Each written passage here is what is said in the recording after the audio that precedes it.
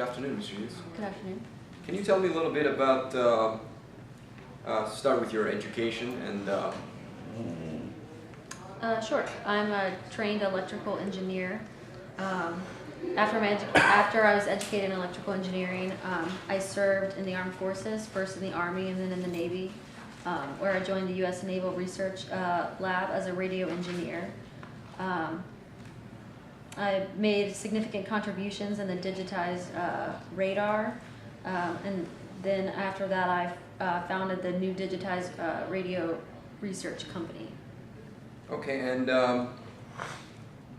currently you're, what is your position currently, Mr. Hughes? CEO and President of Hughes Aircraft. And tell me, how long have you been at Hughes? About 10 years. And what does your what's your everyday looks like? Your daily duties and what does your job entail at Hughes every day? Really upper management responsibilities. In general, I oversee all management operations for Hughes, including designing and manufacturing. And I also specifically was in charge of the Screaming Eagle helicopters. Okay. Let's turn to the Screaming Eagle project in hand, actually, and talk about that. Can you please tell me what specifically your involvement with the project was?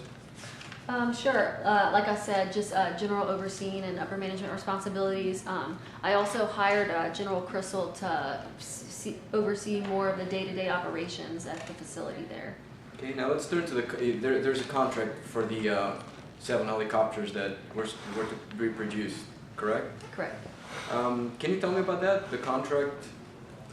Sure. I solicited the government to obtain a sole source contract because we had specifically been manufacturing these types of helicopters that they were looking for. And I also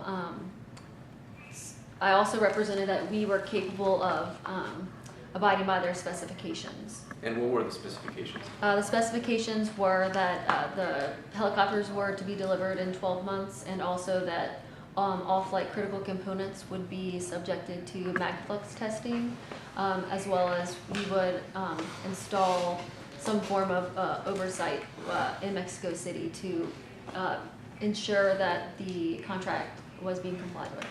And are you familiar with MagFlux testing?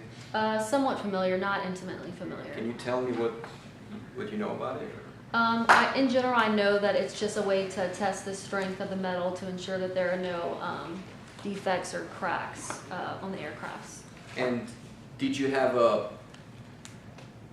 MagFlux testing capabilities in the Mexico plant?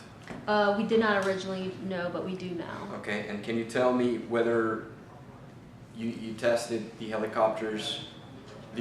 So have you? The original 7 helicopters, were they tested for the MagFlux testing? They were. And where was that? That was done in Emory City in the United States. Okay. And subsequently, after you installed the MagFlux equipment in Mexico, were the remaining helicopters tested? They were, and they were tested a second time. And what did you find? We found no cracks or defects. Okay. And let me turn your attention to the Baker report. Okay.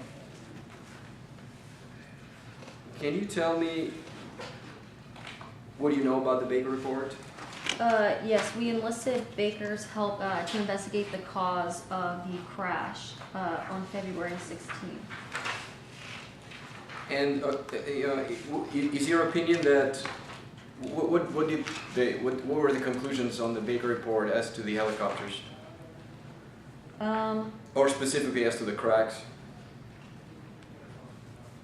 I don't know specifically at this moment.